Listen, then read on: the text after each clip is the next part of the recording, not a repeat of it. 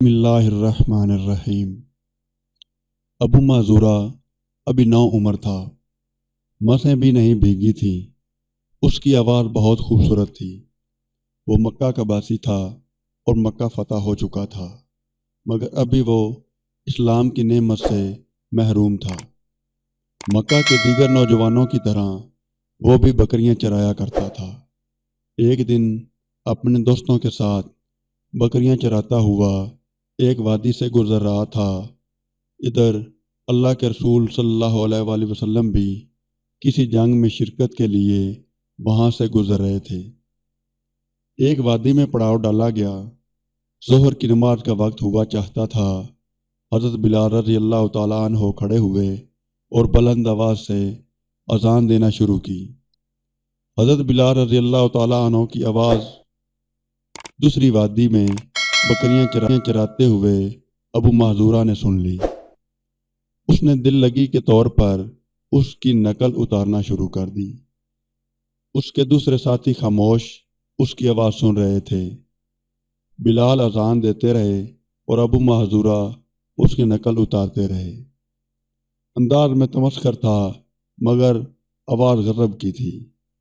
پھر ابو معذورہ کی قسمت جاگ گئی۔ اس کی خوبصورت آواز کو سرور کائنات نے سماعت فرمایا۔ آواز اچھی لگی۔ اذان ختم ہوئی تو حضرت علی اور حضرت زبیر رضی اللہ تعالیٰ عنہ کو حکم دیا گیا کہ اس اذان دینے والے کو لے کر آئیں۔ وہ پہاڑ کے پیچھے گئے، نوجوان کو پکڑا اور انہیں رسول اللہ صلی اللہ علیہ وآلہ وسلم کے پاس لے کر آئے۔ آپ صلی اللہ علیہ وآلہ وسلم نے پوچھا، تم میں سے ابھی کس نے اذان دی ہے؟ اب انہیں شرمندگی محسوس ہوئی۔ ایک دوسرے کی طرف دیکھنے لگے کہ وہ تو تمسخرانہ طور پر اذان دے رہا تھا۔ آپ نے ایک کو فرمایا، تم اذان دو۔ اس نے اذان کہنی شروع کی تو اس کی آواز خوبصورت نہ تھی۔ اب دوسرے کو اشارہ ہوا، اس کی بھی آواز خوبصورت نہ تھی۔ اور اب ابو معذورہ کو اشارہ ہوا اور اس کی آواز دلوں میں اترنے والی تھی۔ ارشاد ہوا، تم نے ابھی اذان دی ہے؟ کہنے لگا، ہاں۔ اب آپ صلی اللہ علیہ وآلہ وسلم نے اپنے مبارک ہاتھ کو آگے بڑھایا، ابو معذورہ کا امامہ اتارا، اس کے سر پر دست شفقت پھیرا اور دعا فرمائی، اے اللہ اس بچے میں برکت دے اور اسے اسلام کی ہدایت فرما۔